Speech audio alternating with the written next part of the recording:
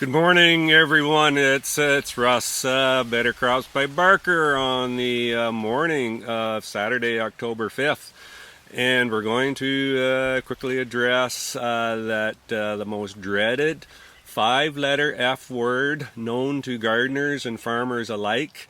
It will be the topic of discussion over really, I would say, right through till final harvest and the effects of this morning's more early cold temperatures.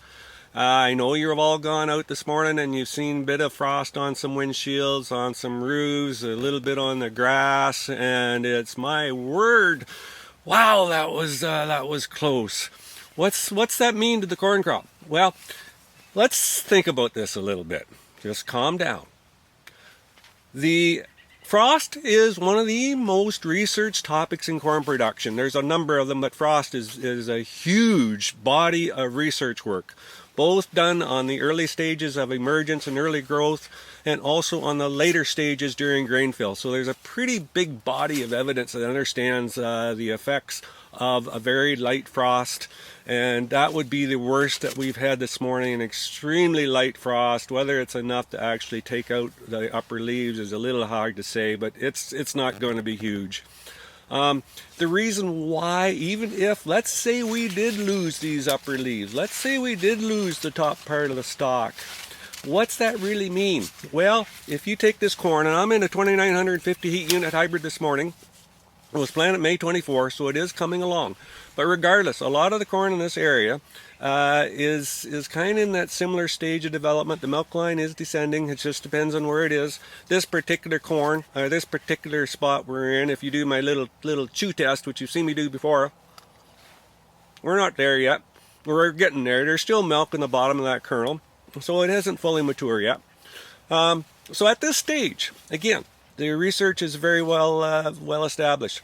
We can lose these upper leaves. We can have them taken out by frost.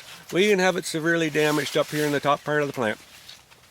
But at this stage, final stage of grain development, we must remember that the huge warehouse of energy and final carbohydrates that gets mobilized to starch deposition in the ear comes from the stalk.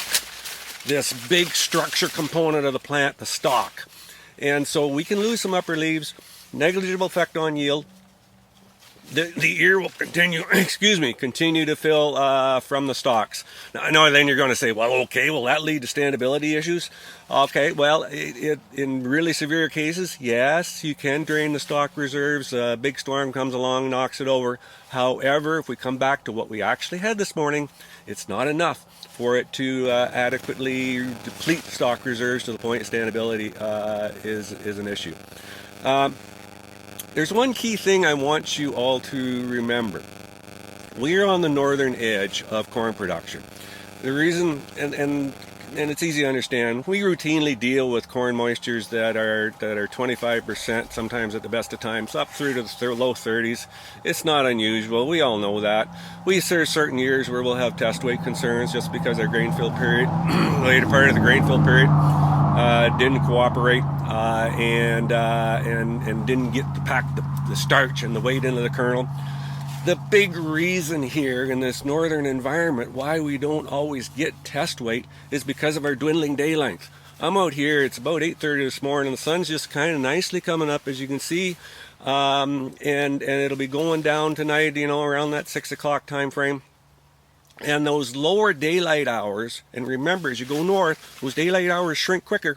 Those less daylight hours in terms of the grain fill period that we're in right now will have far more effect on the potential lower yield and potential lower test weight that we may ultimately figure out at harvest this fall. I'm not saying it is going to be low test weight. I honestly don't know. But if your field does not meet your expectations in terms of yield and in terms of test weight, it will have nothing to do with the cold temperatures we received last night. The forecast going forward is for a little warmer temperatures, so the corn's going to function, it's going to drive on, but the real enemy for us is, in my view, one, dwindling daylight hours. The other thing we must keep in mind, and you'll see it in variability across the field, you must keep in mind that our planting conditions last spring were less than ideal. There wasn't one field that got planted in what we consider ideal conditions, far from it. And so those microclimates and those tough spots in the field will have more effect on plant health and subsequent death. Remember this as well. This corn is bred to die.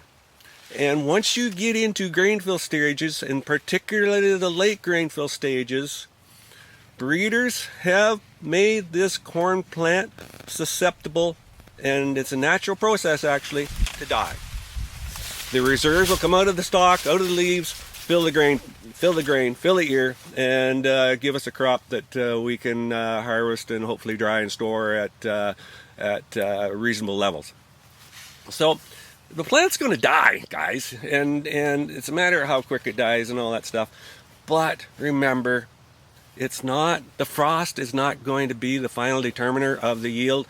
We didn't have really frost, so let's forget about that. Put it out of your mind.